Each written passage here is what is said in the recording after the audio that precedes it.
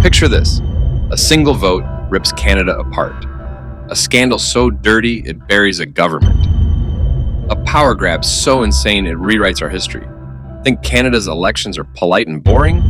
Think again. These are epic showdowns packed with scandals, shocks, and stakes so high they'll leave you speechless. Welcome to Politically Canadian, where I'm unraveling the 5 most jaw-dropping elections that shook our nation to its core. I know some of you aren't subscribed yet. Please hit that subscribe button and join us.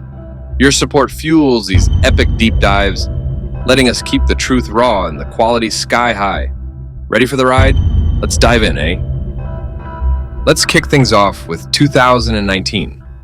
Justin Trudeau was Canada's Prime Minister, loved by many after his 2015 win. But then trouble hit with something called the SNC-Lavalin scandal.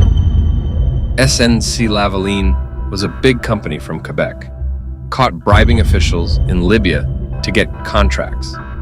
They could have faced a huge trial, but Trudeau wanted them to just pay a fine instead. He asked his Attorney General, Jody Wilson-Raybould, to let it slide. She said no. Breaking the law should mean consequences. Trudeau didn't like that, so he moved her to a different job. People were shocked. News exploded with stories. Jody spoke out in public, and some of Trudeau's team even quit. In the end, his party still won the election, but only with a smaller group, 157 seats. This mess left Canadians wondering, can we trust our leaders? Even today, in 2025, folks still argue about it. Was it corruption or politics as usual?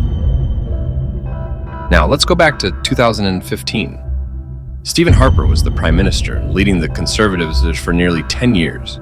He wanted to keep his job, but a big argument started over niqab, a face covering some Muslim women wear. Harper said no one should wear it while becoming a Canadian citizen, calling it a security issue. Lots of people disagreed.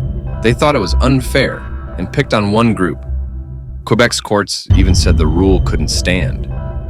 Trudeau, running for the Liberals, promised to bring people together instead of dividing them. Voters liked that. He won big with 184 seats, and Harper stepped down. This election showed how much Canadians care about fairness, but it also left some hard feelings. With debates about who belongs still going in 2025, some saw it as protecting values, others as pure bigotry. This one's worth remembering. Next up is 2006, a rough year for the Liberals. Paul Martin was in charge, but his party was tangled in a mess called the sponsorship scandal. Here's what happened. Years earlier, the government paid ad companies in Quebec to make Canada look good after a close vote about splitting up in 1995. But some of that money, millions, went to Liberal cronies for nothing. Pure corruption. Fake bills, secret deals, it was a disaster. People found out and they were mad. Stephen Harper and his Conservatives promised to clean things up. They won, but just barely, ending 13 years of Liberal power. Martin quit, and Canadians felt betrayed. That sting still lingers today. It's a reminder that trust matters. Could something like this happen again? It's a gut punch we can't unfeel. Hold on to your hat. 1993 was wild. Brian Mulroney's Progressive Conservatives were in power, but people were tired of them. New taxes and trade deals had everyone grumpy, so Mulroney stepped down. Kim Campbell took over, Canada's first woman prime minister. Cool, right? But her campaign was a mess. Her team made rude ads about Jean Chrétien's face, and she said elections aren't for big ideas. I mean, I can say, how many jobs I'd like to create, but I'm sorry, that's old politics. Oops. Voters crushed the Progressive Conservatives. They went from 169 seats to just 2. 2! Other parties, like Reform and the Bloc Québécois, jumped in, and Chrétien's Liberals won big. The Progressive Conservatives never bounced back. Could a party crash that hard today? It's one of Canada's craziest election stories. Finally, 1976 in Quebec. René Lévesque's Parti Québécois won. You can't help seeing that it's happening, can you? Now, I think a few years from now, somewhere around the second American centennial. In other words, around the 1975, 76, after one more election or thereabouts in Quebec. If something doesn't break politically, I'm rather awfully afraid that something is going to break otherwise. That's all. Vowing to break Canada apart with a referendum. The nation froze. Would we lose Quebec?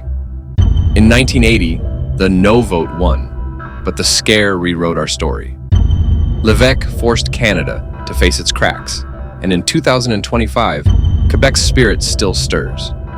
This wasn't just an election, it was a heartbeat from disaster. Could it happen again?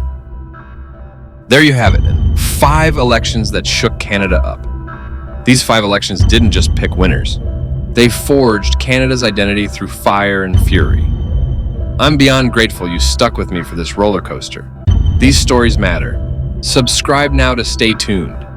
Your subscription powers these epic tales, keeping them bold, honest, and top-notch. Tell me in the comments, which election hit you hardest? Smash that like button, ring the bell for more politically Canadian, and let's keep digging into our wild history together, eh? See you next time.